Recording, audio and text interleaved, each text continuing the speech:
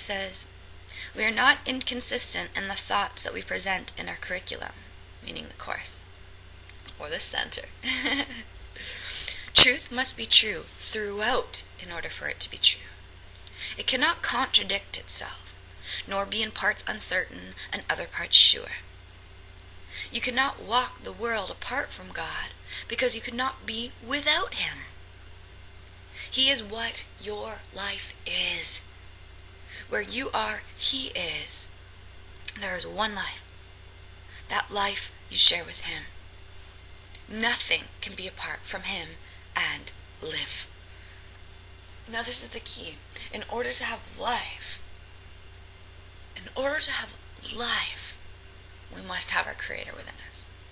And if we think that we are these bodies and walk around and that we are living, we are in the false perception of what true living is.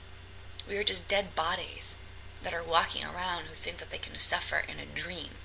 That's not living. That's not true reality.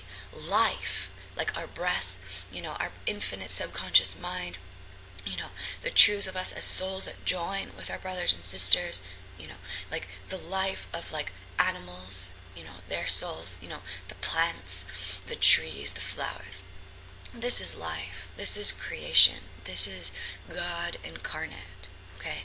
So the life in which Jesus speaks of here is the life that you live in its fullness, in its wholeness, and its entirety of being one in God. Of being already, knowing that you are already perfect and that nothing can go wrong, that no fear of lack can impede on you, that no fear of unworthiness can impede on you, because we recognize that any of those thoughts come from the ego mind that is separate and therefore have no source and therefore have no value and therefore cannot possibly be true. And then you let all of that undo and you let all of that drain away and leave, so that we remain in that state of knowing that there is only one life, and that one life we share with God, and God gives all life to everyone and all things, and therefore we must be grateful to our Creator for creating us like Him, and allow ourselves to wake up from this sleep and to remember these truths of who we are, and that we are life, and that we do hold within us the way to bring forward the peace of God here through us. It says, "Yet where He is, there must be holiness as well as life. No attribute of His remains unshared by everything that lives." There's not a single attribute of God that is not shared with us in who lives. Now, we can have our own perception of God.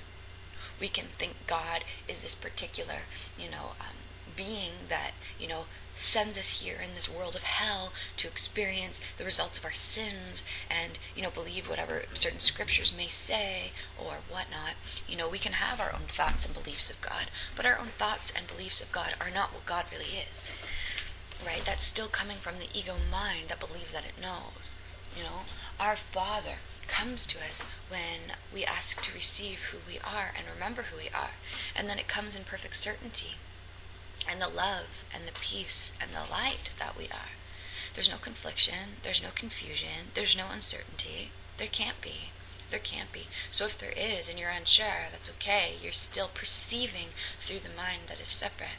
And we want to, recognize when we are perceiving the world and instead become open and stand back to receive what's happening, right? It's a different flow. Like when you're perceiving, you're almost forcing and you're judging and you're expecting, or you're thinking what you know, right? Instead, when you stand back and you become open to receive, then you can see things truly. You can feel through the heart instead of think with the mind. You can feel through the intuition instead of, believing that you know what is true. We don't know what is true. Knowledge is of God, and until we know God, we know nothing. Okay, we know nothing. We can learn things in this external world, but this external world is not real. So the true teachings of true knowledge come from God through us, to the world. That is how it works. Flow, people. I'm loving my hairdo today, you guys. It's funny.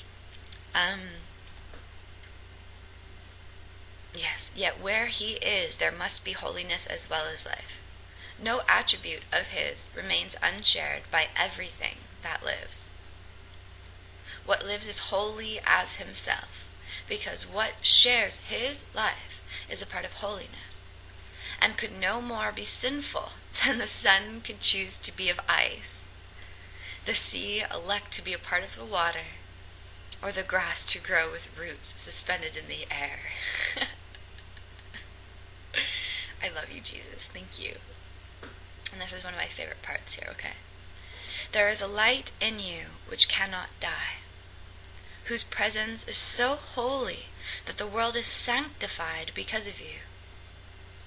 All things that live bring gifts to you and offer them in gratitude and gladness at your feet.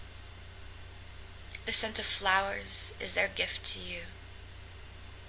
The waves bow down before you, and the trees extend their arms to shield you from the heat, and lay their leaves before you on the ground that you may walk in softness, while the wind sinks to a whisper around your holy head. This is going back to what I was sharing at the beginning, with the universe working and orchestrating with you.